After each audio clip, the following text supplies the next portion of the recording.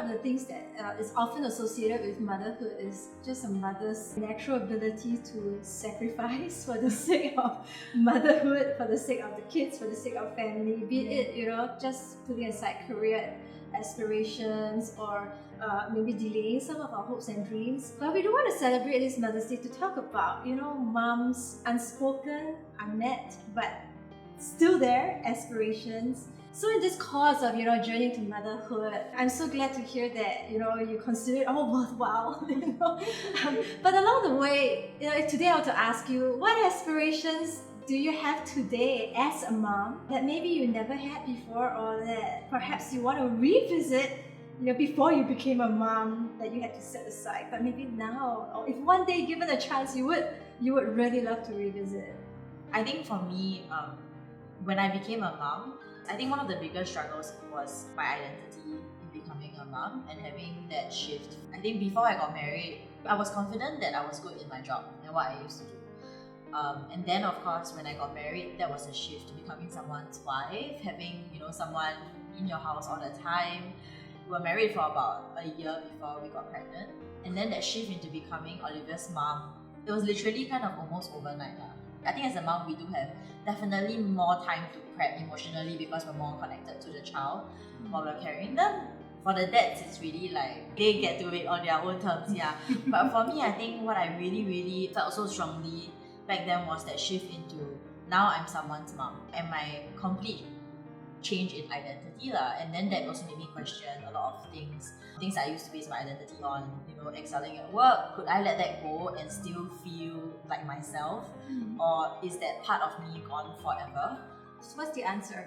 So honestly, if you're a new mom, the first year is overwhelming, and that's absolutely normal. Don't feel pressured to find yourself so soon, just give yourself the chance to be a mom. Enjoy that year, enjoy that season, whether it's a year, 2 years, however long you feel you need to take. And then you'll find other parts of you that you didn't realize were there. But with that being said, that's kind of why I decided to start the custom bridal studio. Proverbs Studio was really set up to journey with women. And I think that instead of catching women when they become moms, I want to catch them before they become wives, and try to build that community of women where they can support each other. Because when I became a mom, I feel like my support group were really moms who were having children around the same age as mine. And I felt that actually having that shared experience really bonded us together beyond our individual personalities, preferences, right? I do have people who ask me, how do you have a full-time job? And then I have a custom bridal studio, and we're in the process with a friend of launching a nursing-friendly label.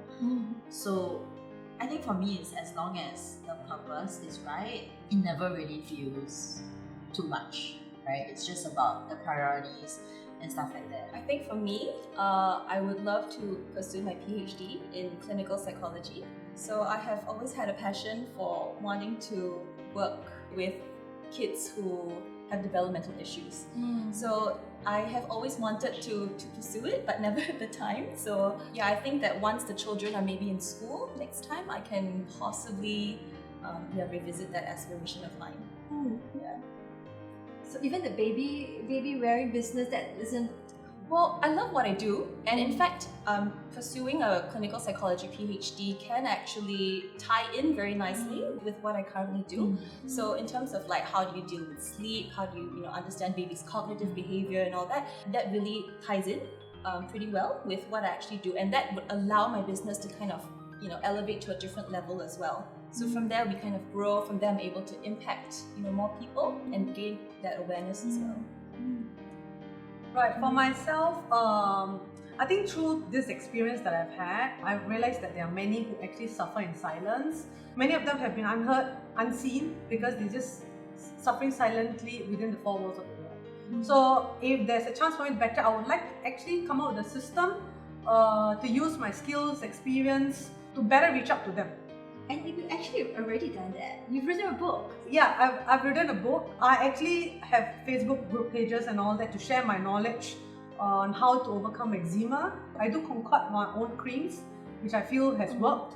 I do distribute to needy families who can't afford eczema treatment. Because eczema is such an expensive condition, I spend $1,000 to $2,000 every month for my chronic kids. So there are needy families who have kids with such condition and they can't afford it. So I do continue to spread and impact the lives of many in ways possible.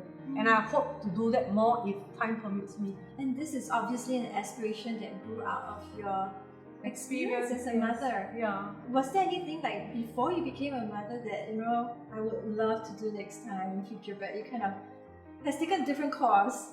Wow, that's a very tough question. Yeah?